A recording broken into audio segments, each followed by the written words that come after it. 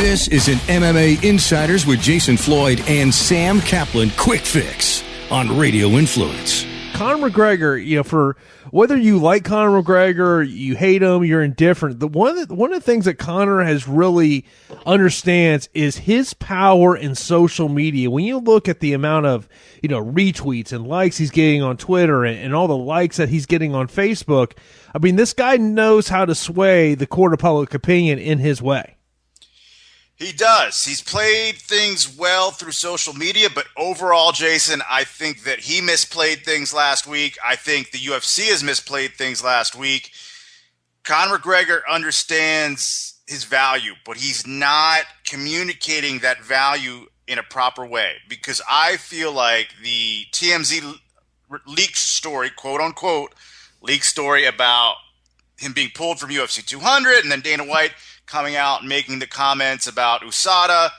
I almost felt like Dana White, they were trying to strong-arm Conor McGregor, come back at him strong in response to what he was doing on social media, come back through the media and hit him strong. And I feel like Conor McGregor wilted a little bit.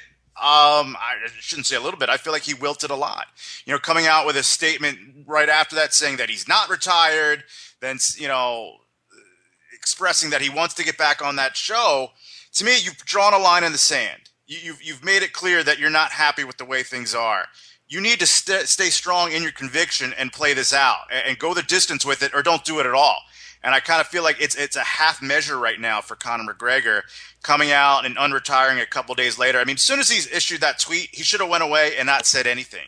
And I think part of the issue is maybe, and this is unsolicited career advice, I've teased this on Twitter a couple days ago, and I'm going to, go into it now, and I'm going to make some people pretty upset and pretty mad.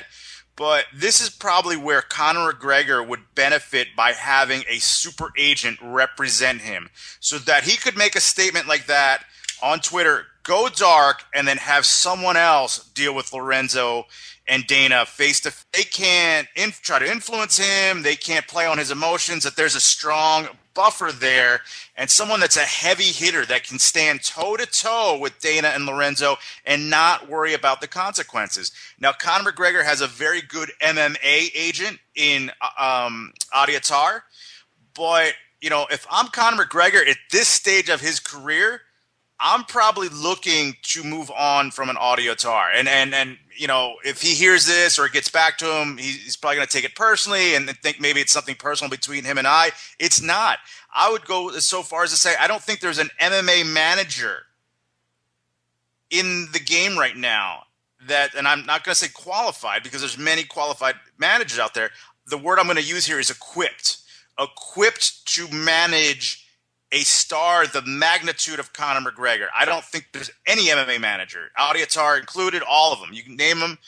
He needs, and he being Conor McGregor, he needs a heavy hitter. He needs to bring someone into this that when Conor McGregor tells Lorenzo and Dana, hey, this is my new manager, this is who's representing me, you're not going to talk to me now, you're going to talk to them and only to them, that when he introduces that guy, the reaction that he gets from Lorenzo and Dana is basically, oh, expletive, that they know they're in trouble, that they know the game has changed, the stakes have changed, there's no strong arming anymore.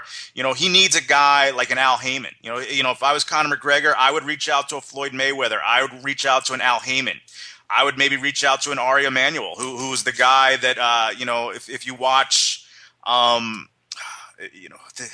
another brain fart on this show by me. The Ari character on the HBO show that I'm a big fan of. That Ari Gold? Yeah, Ari Gold.